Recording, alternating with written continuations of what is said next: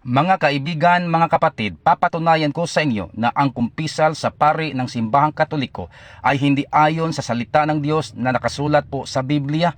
Mababasa po ito, mga kaibigan, sa unang Juan Kapitulo 1, versikulo 9. Ito po ang nakasulat.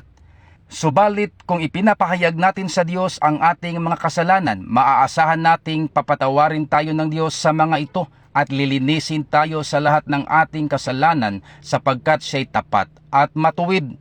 Mga kaibigan, mga kapatid, kahit ang kanilang Biblia nagsasabi na sa Diyos lamang po natin ikumpisal ang ating mga kasalanan, pero hindi nila sinusunod ito.